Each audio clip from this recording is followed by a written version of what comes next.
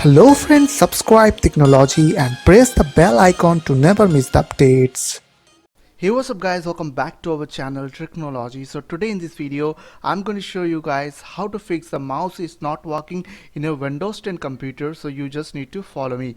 So at first you need to open run box on your computer. For that you need to press Windows and R button together from your keyboard, and now you will get this run dialog box on your screen. So now here you need to type devmgmt, means device management.msc.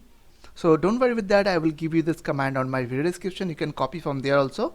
After that, press enter from your keyboard, and now you will get this device manager window. So after that you have to press tab button from your keyboard, and now press the down arrow key from your keyboard, and after that select the mouse on your mouse option on your device manager tool, and after that you have to press right arrow key, and then you have to select your mouse driver. So in my case it is HID complaint mouse. So after selecting your mouse you have to press enter from your keyboard.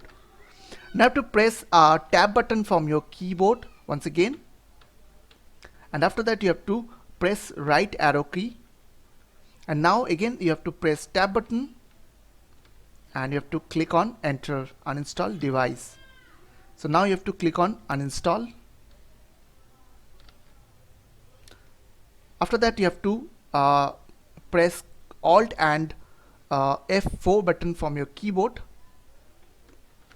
and you have to restart your computer.